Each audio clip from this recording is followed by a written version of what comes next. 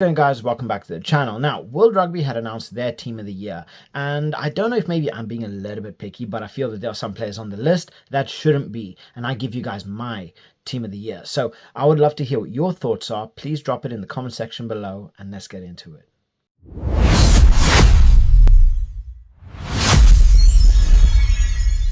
So, World Rugby have announced their squad, and honestly, a good majority of it I can definitely understand. I mean, you have your Oxenche, Malcolm Marx, Peter Steph de Toit, Louis Bielbiere. I can see like Will Jordan here, Sasha Feinberg, but I have a couple issues with some of them. One is Harry Wilson. He has been a pillar in the Australian attack and their defense, and he has been a phenomenal captain. But I do feel that there have been certain players that have been better than him in this position. Same thing with Tom Curry. How has Tom Curry made this list? He has barely played, and yes, he did play pretty well in the Six Nations, but recently he's barely had any time. He's come off injured. I don't feel he deserves the slot over an other sevens. Hugh Jones, same thing. Hugh Jones has played well, but again, I feel that there are better players out there that deserve it more. So yeah, there are a couple players on this list here which I feel shouldn't be here. And let's get into my list and let's see what you guys think about it. So this is my team of the year. Oxenchain, Malcolm Marx, Ty Furlong. I don't think there are many people in World Rugby that can disagree with this. Maro Toje and Fabian Holland. In World Rugby, in World Rugby's list, Fabian Holland isn't even listed here. Ty Burn takes that spot, and albeit Ty Burn is an elite level player and he has been playing very well, the performances that Fabian Holland has put in from the moment he stepped foot on the field this year up against France, up until the end, the guy has been outright phenomenal. Absolutely phenomenal. He's been dominant. He's been putting absolute hell to a lot of top level teams, and he won Breakthrough Player of the Year for a reason. The levels that he's been playing at has been outstanding. So how Ty Burn got that over Fabian Holland, I see a lot of people have been putting Ty Burn as a 6 and then Fabian Holland in. I have Ty Burn on my bench. I'm actually giving a 23 instead of a 15. But Fabian Holland and Maro Toje for me has been top tier. Maro Toja has been a complete revelation in terms of England rugby. Named as captain, he has just changed things around, and he's just got England playing so much more consistent. So yeah, that's my type 5. Now my back row. How has World Rugby not chosen Ardie Surveyor on this list at all?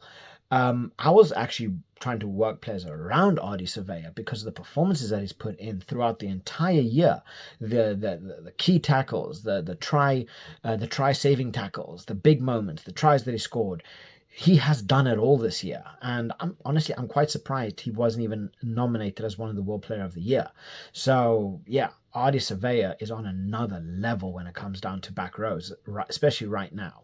And then so I have Ardie Surveyor at 6, Peter Steph de Toit at 7, and then Jasper Wiese at 8. Now, some of you guys might be saying, oh, he's biased. Honestly, I don't feel that this is a biased choice.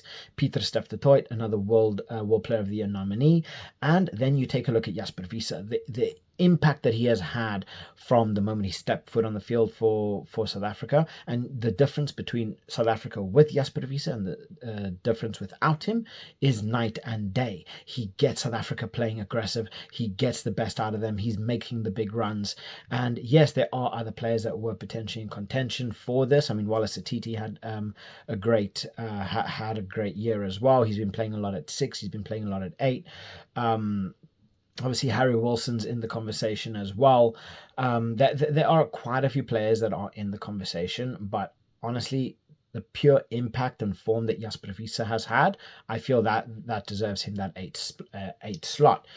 And then my halfbacks, I'm giving this to Maxime Lucu and Sasha Feinberg. So Maxime Lucu throughout the year has been playing phenomenally. He has really shone in Antoine Dupont's stead, and you know that they aren't that badly affected. I mean, Maxime Lucu still gets the game and the team running pretty well.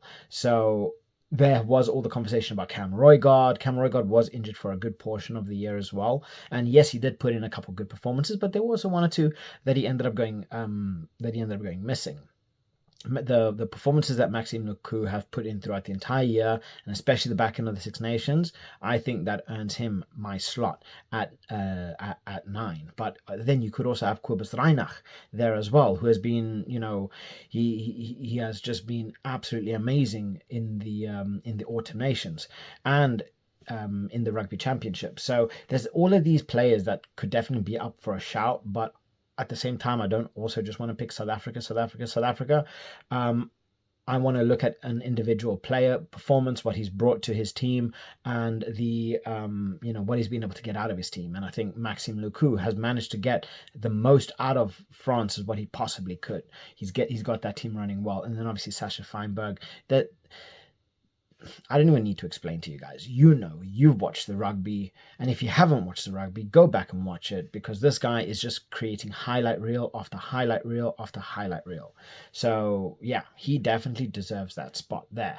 The backs were honestly very, very difficult because there were so many informed backs from England, from Argentina, Ireland, even Italy.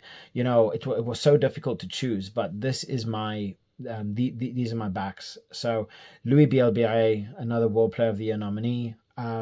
He's in at 11. I think again nobody can touch him at 11 right now. There are a lot of elite level wingers in the world, but nobody can touch Bielbiaé at 11. The guy is just on another level. His opposite side, Max Jorgensen. Now, this is another player that World Rugby seems to have forgotten. Max Jorgensen put South Africa to the sword at Ellis Park. Max Jorgensen has just done absolute wonders for Australia. He has been a big driving force for Australia, and even when he's playing at 15 or he's playing at 11 or he's playing at 14, wherever they need him, he's still putting in those solid performances. So he is definitely one player that I wanted to make sure he got in the squad. In terms of my centers, Damian Willemse and Joseph Suali'i. Damian Willemse, I know he's played a lot at 15, but honestly, the performances that Will Jordan have put in, I just feel he deserves that 15 slot. But Damian Willemse has been playing so well around the park as well. I wanted to get him in there. Obviously, you could look at Len Ikitau. You could look at a couple like key players. I mean, even like players like Brex had a good year. You look at Geordie Barrett. Geordie Barrett is another player that it's like he got injured, but he's been so instrumental into the way New Zealand have been playing, and you can see how much he affects how much it affects New Zealand not having someone like Geordie Barrett there. That's a very, very big player that they ended up losing, and you can kind of feel it in New Zealand. But yeah, there were a lot of different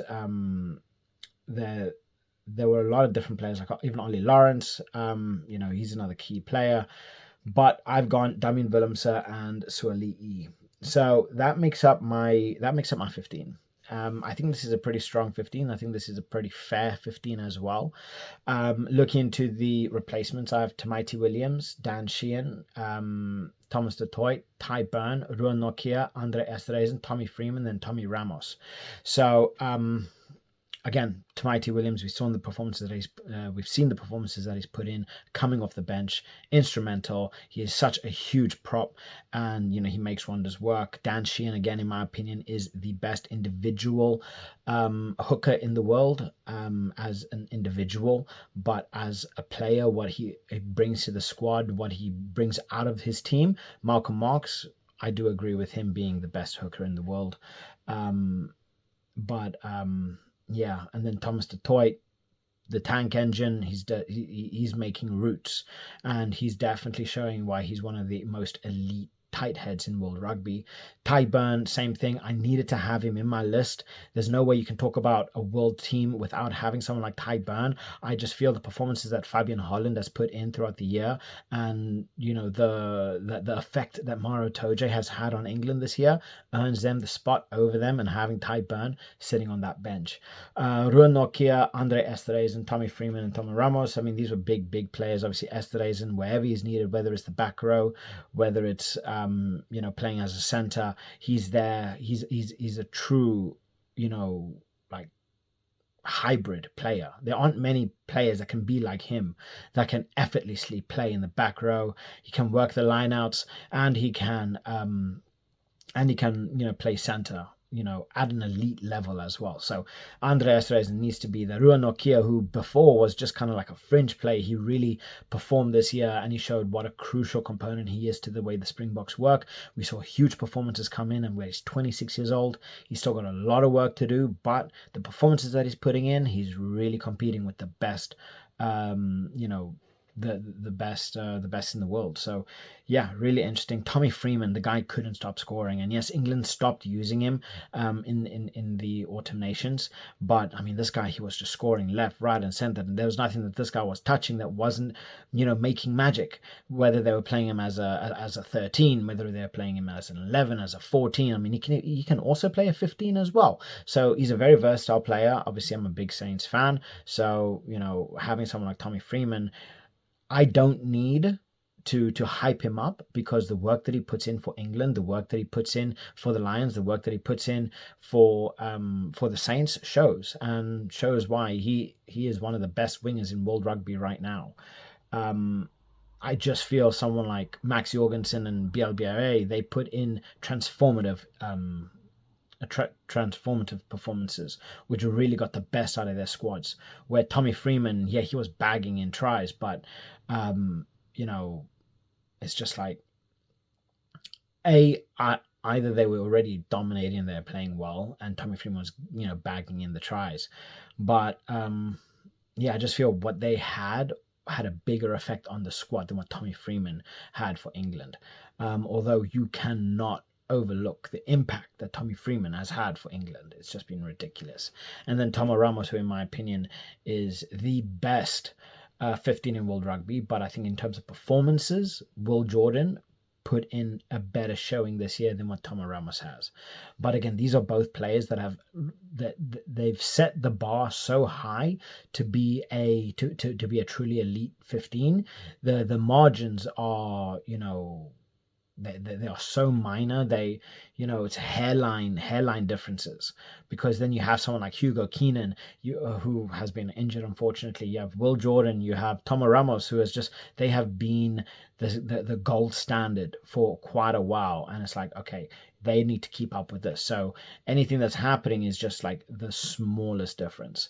But otherwise, yeah, this is my team of the year. What are your thoughts? Who made your team of the year, and where do you think I'm going wrong here? Because obviously rugby is a 23-man sport. It's not a 15-man sport. And I think there are a lot of players on that England squad, like your Tom Curry, who I feel doesn't deserve to be there over someone like Ardie Savea, or someone like Harry Wilson, or someone like Jasper Wiese, or even Fraser McWright. Fraser McWright has put in stellar performances throughout the entire year. Wallace Atiti has put in, the guy's just been absolutely amazing, even when coming off the bench. You look at Ryan Baird, you look at I can't exactly say Caelan Doris, but the performances that Caelan Doris has put in since he's actually been able to play have been bloody phenomenal. Absolutely phenomenal.